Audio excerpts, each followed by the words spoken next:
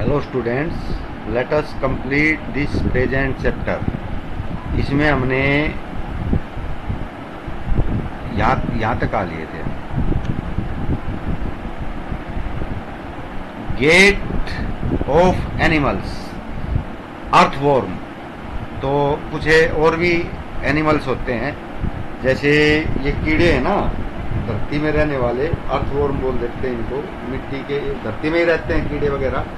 तो अर्थवॉर्म जैसे केंचुआ वगैरह होता है। तो इसमें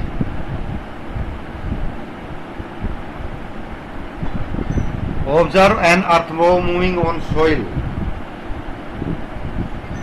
एक अर्थवॉर्म को देखिए जो खेतों में सोइल के अंदर मूव कर रहे हैं। Gently lift it and place it on a piece of blotting और फिल्टर पेपर। उसको उठाइए और एक फिल्टर पेपर कागज के ऊपर उसको रख लीजिए। ऑब्जर्व इट्स मूवमेंट, और इसके जो मूवमेंट है उसको देखिए।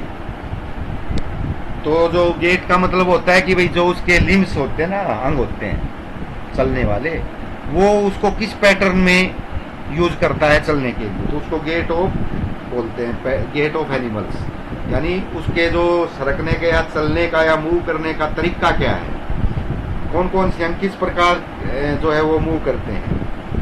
तो उसका है ये पैटर्न है कि पैटर्न क्या है उसकी, कोई चलता है कोई रेंगता है, इस तरह की बात। Then place it on a smooth glass plate और एनी स्लिपरी सरफेस। उसके बाद आप एक जो चिकना सरफेस है ना, ग्लास प्लेट है जिसमें फ्रिक्शन बहुत कम होता है, उस पर रखिए। ऑब्जर्व इट्स मूवमेंट नाउ, अब इसका मूवमेंट ऑब्जर्व करिए। It is different from on paper, जैसे पेपर पे चलता था उससे अलग है ये। Do you find that the earthworm is able to move easily on a hard slippery surface. तो अगर स्लिपरी सरफेस है, स्लिपरी है, उसमें फ्रिक्शन कम होता है स्लिपरी में, जो ज़्यादा चिकना होता है। जैसे बारिश के दिनों में स्लिपरी ग्राउंड हो जाए तो हम फिसल जाते हैं, तो ऐसे ही वो भी फिसलता है तो अच्छी तरह से चल नहीं पाता।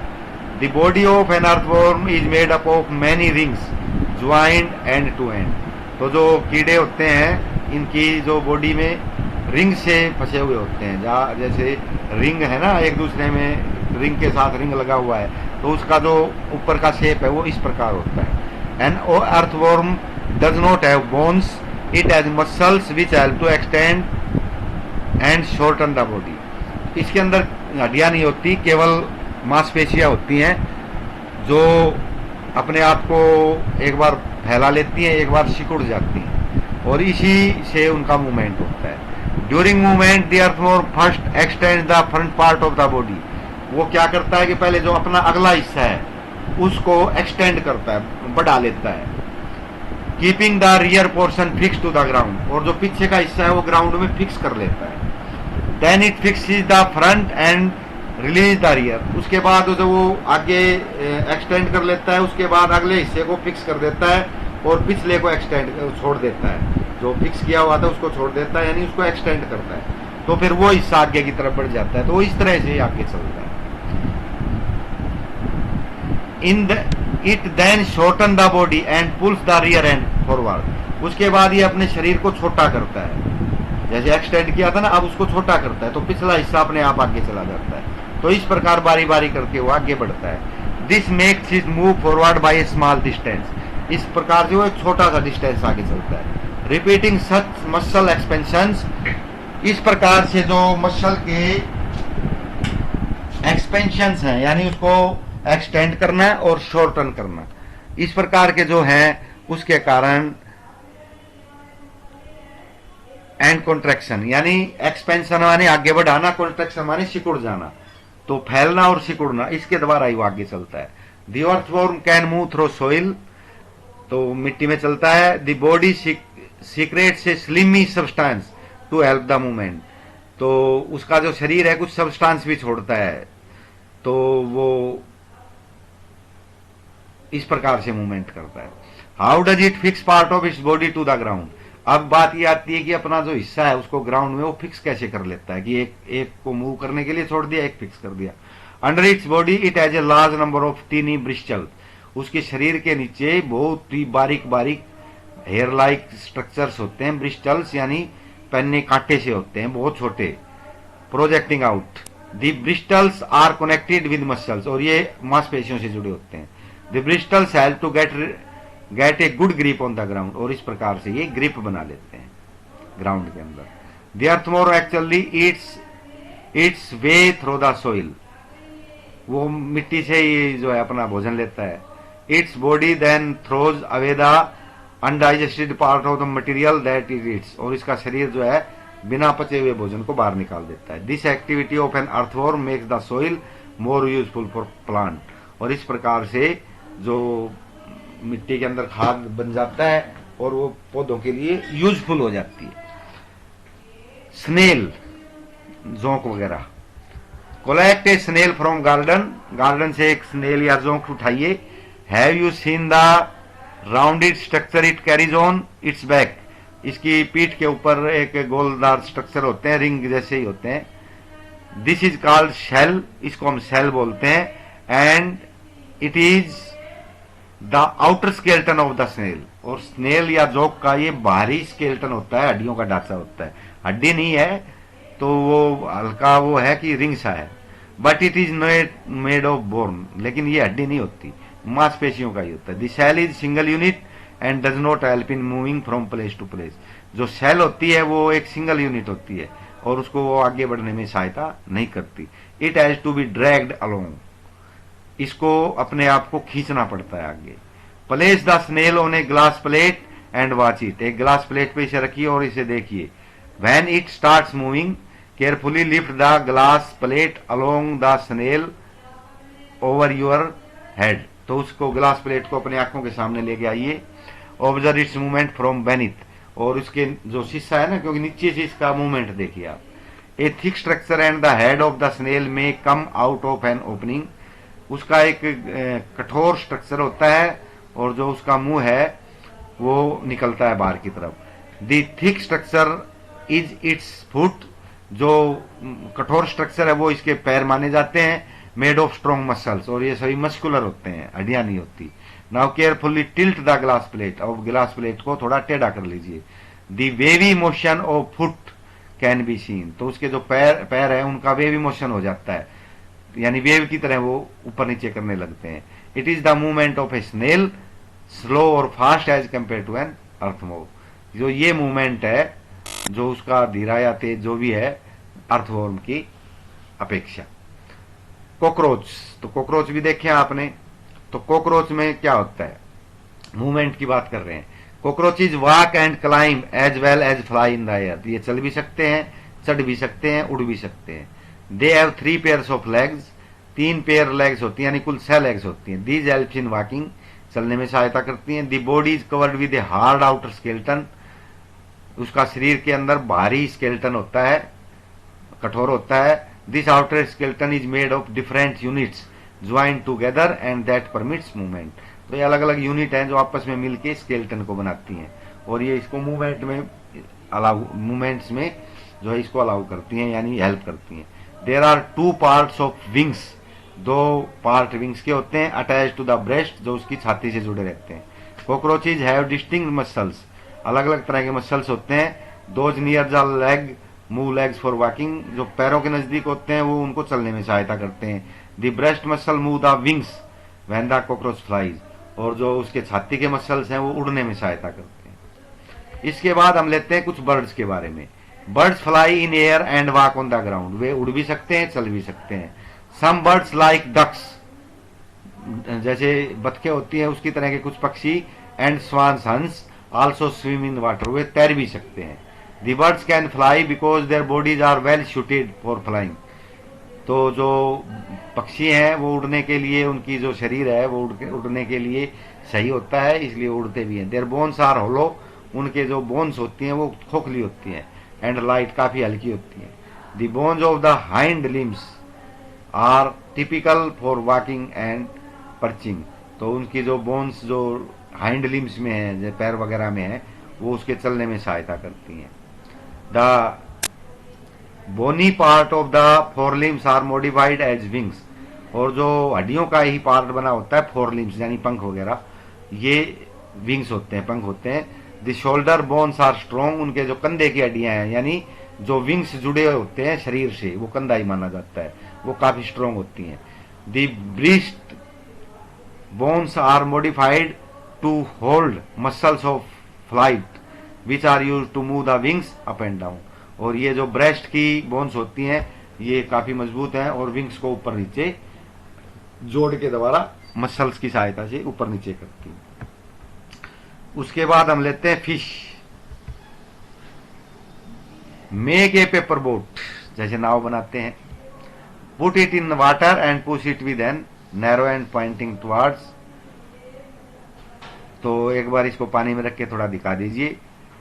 Did it go in to the water easily, क्या ये आसानी से पानी में चली गई। Now hold the boat sideways and push it in to the water. अब उसको बराबर से पकड़ के दिखाइए, एक तो किनारे से पकड़ के दिखाएंगे, एक हम इसके साइड से पकड़ के दिखाएंगे। You able to make the boat move in water when you push it from this side. अब हमने ये देखना है भी कौन सी में जो बोट है आसानी से जा, अगर हम उसके एक एंड से दिखाते हैं तो वो चली जाती है, लेकिन साइड से दिखाते हैं तो वो इतनी आसानी से पानी में नहीं जाती। तो मतलब ये हुआ कि fish, have you notice that the shape of A boat is somewhat like fish.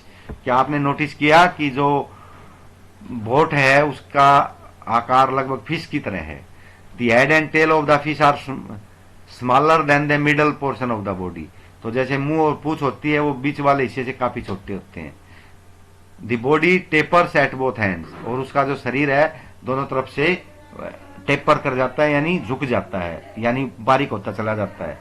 This body shape is called streamline, और इस प्रकार की बॉडी शेप को हम कहते हैं स्ट्रीमलाइन। तो स्ट्रीमलाइन यही होती है कि जो हवा को काट दे। The shape is such that water can flow around it easily. Shape इस तरह की होती है कि उसके जो पानी है उसके बराबर से होकर आसानी से गुजर जाए। And allow the fish to move in water, और फिश को अलाउ करे कि वो पानी में चल पड़े। The skeleton of the fish is covered with strong muscles. उसका जो स्केलेटन है, हड्डियों का ढांचा है, उसमें काफी स्ट्रॉन्ग मसल्स होते हैं, मांसपेशियां होती हैं। During swimming muscles make the front part of the body curve to one side. Muscles क्या करते हैं, जब वो तैरती है ना तो उसका एक तरफ झुका देते हैं आगे और पीछे के हिस्से को। And the tail part swing toward the opposite direction, यानी एक तरफ मुंह को दिखा देते हैं, एक तरफ टेल को दिखा देते हैं, पूंछ को। The fish forms a curve as shown in figure 8.3। तो फिश जो है एक इस प्रकार से कर्व बनाती है, यानी मुंह इधर है तो पूंछ को इधर दिखा देती है। तो इस प्रकार से जो ये चलने में इसका जो है करती है। Fish also have other fins on their body which mainly helps to keep the balance of the body. उसके फिन्स भी होते हैं, यानी थोड़े से पंख से निकले होते हैं, जो उसके बॉडी का बैलेंस बनाए रखते हैं। And to keep direction while swimming, और स्विमिंग के दौरान उसको डायरेक्शन देते हैं। देखो ये फिन्स बने हुए हैं इसके अंदर, ये वाले, तो ये बीच बीच में उसको डायरेक्शन देते हैं। Did you ever notice that under water divers wear fin like flippers. जब डाइवर्स होते हैं, जो पानी गोताखोर होते हैं ना, वो भी पैरों में और हाथों में फिन्स की तरह ही उसके उभार होते हैं जो तैरने में मदद करते हैं। To help them move easily in water. How do snake moves. अब अगला कीड़ा है वो स्नेक है। Have you seen a snake slither. क्या आपने स्नेक का मूवमेंट देखा है, यानी वो जो स्लिदर का मतलब होता है रेंगना, रेंगना देखा है। डज इट मूव स्ट्रेट, क्या ये सीधा चलता है। Snakes have a long backbone, उसकी बहुत लंबी रीढ़ की हड्डी होती है। They have many thin muscles, और छोटे छोटे बहुत से मसल्स भी होते हैं। They are connected to each other even though they are far from one other, वो एक दूसरे से दूर होते हुए भी जुड़े हुए होते हैं। They also interconnect the backbone ribs and skin, वो बैकबोन यानी रीढ़ की हड्डी को, रिब्स पसलियों को और स्किन इनको जोड़े रखते हैं। The snake's body curves into many loops, तो उसका जो शरीर है वो कई लूप या गोलदारे से बना के कर्व में आ जाता है। Each loop of the snake gives it A forward push, और हर लूप जो है उसको आगे की तरफ दिखाता है। By pressing against the ground, ground में प्रेस, एक तरफ ग्राउंड में प्रेस करता है एक हिस्सा और दूसरा उसको आगे दिखा देता है। सिंस इस body makes many loops and each loops give its push, तो कई लूप बना सकता है, हर लूप में पुश होता है। The snakes move forward very fast, तो ये आगे की तरफ बड़ी तेजी से चलते हैं। And not in straight line, इसलिए, और ये सीधी रेखा में नहीं चलते। We have learned about the use of bones and muscles for the movement of different animals. इस प्रकार से हमने देखा कि अलग अलग तरह के जीव कैसे मूवमेंट करते हैं। पहली एंड बुजो have many question in their sex about the different movement in animals. तो पहली और बुजो के थैले में बहुत से क्वेश्चंस हैं जो अलग अलग तरह के मूवमेंट है एनिमल्स के बारे में।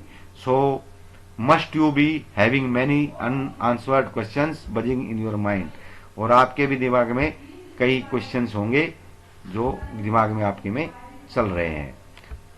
The ancient Greek philosopher Aristotle in his book gait of animals, तो अरिस्टोटल ने अपनी बुक जो थी गेट ऑफ एनिमल्स, यानी एनिमल्स का जो मूवमेंट है उसका क्या तरीका है, उसके अंग के अलग अलग तरह के चलने का, अलग अलग जानवर अलग अलग अंग को उसके स्मूथनेस के हिसाब से आगे पीछे करते हैं जिससे वो चलता है।